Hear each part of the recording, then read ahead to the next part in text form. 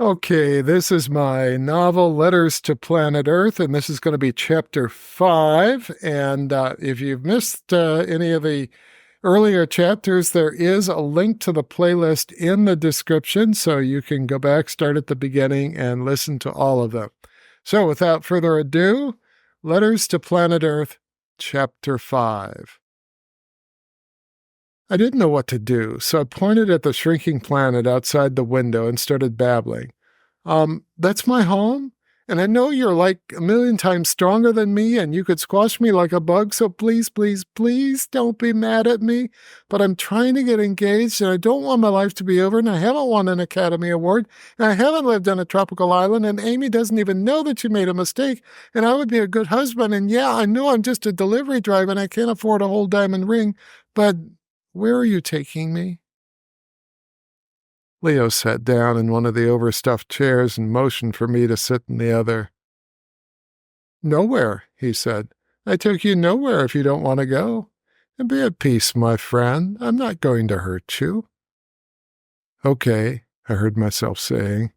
The chair was really comfortable, like the most comfortable thing I ever sat on in my life. Here's the thing, Lucas. We need your help with something important. Jesus asked me to come by and pick you up and offer you this assignment. If you don't want it, fine, you can turn it down. I'll return you to your driveway. You've had a cardiac arrest. I finished the 911 call for you. The paramedics will do their thing. You'll wake up in the hospital, make a full recovery, and go on to live a good life. Cardiac arrest, huh? Doesn't that technically mean I'm dead? I don't know. I heard about somebody who was killed in a motorcycle crash and was dead for 42 minutes and then, bam, came back to life. He wiggled his toe or something. And they med-flighted him to some hospital in Atlanta where he had like 12-hour open heart surgery. I wonder if I'll have open heart surgery. He had staples all the way down his chest and he had a catheter. I hate catheters. He said that part was no fun, but it was all okay because he saw Jesus or God outside of heaven and talked to him. But I wasn't talking to Jesus or God. I was talking to Leo, and he's an angel, I think. I can go back. I'll end up in the hospital, and I hate hospitals, but if it brings Amy and me back together, I guess it's worth it. So I had to ask, will Amy and I get married? Leo laughed. I can't answer that for you, but I can tell you that you will be okay. And the other option? We need a man with your particular strengths. To be honest, I was shaking a little bit. It's unnerving talking to an angel. But I also started to smile. They needed a man with my particular set of skills. Kind of like a Liam Neeson thing. And Jesus himself asked for me. Somewhere in the universe, they need a scriptwriter. There might even be an Academy Award in this. Amy's words echoed in my mind. Nobody writes like you, Lucas. This is just a temporary assignment, Leo continued. When it's over, if you want to come back, we'll keep that door open. Nobody had ever offered me a special assignment before. Except in 4th grade, Mrs. Nielsen told me to stay after school and clean the whiteboard. So this was uncharted territory. I wasn't really sure what questions I should be asking. What's the assignment? Somebody needs your help, Lucas. Jesus looked at everybody in the universe and decided you were the best person for the job.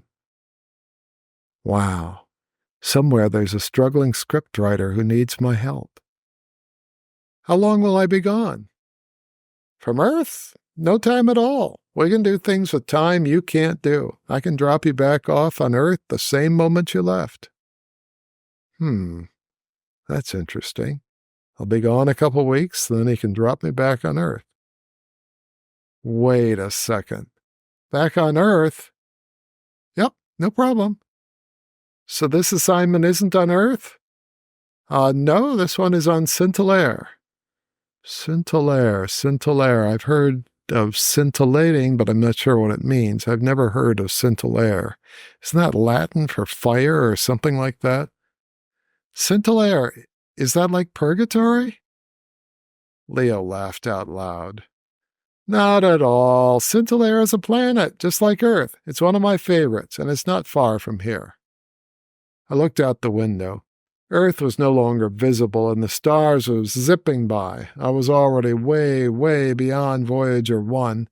If Leo dropped me off here, there's no way anybody would ever find me, much less be able to bring me home. I don't know if Leo can read minds, but he leaned over and put a hand on my shoulder. Lucas, you and I both have the same job. We both drive deliveries. I've been doing this for thousands of years, and I've never missed a delivery. I promise you, I will bring you safely home. Somehow, inside, I knew he was telling the truth. An exoplanet. Lucas Ackerman, delivery driver turned astronaut turned scriptwriting consultant on an exoplanet. How many people can say that? I mean, we're talking standing ovation at the Oscars, we're looking at a TED Talk, there's probably an invitation to the White House, then on to my tropical island. Jesus is lining everything up for me. Wow.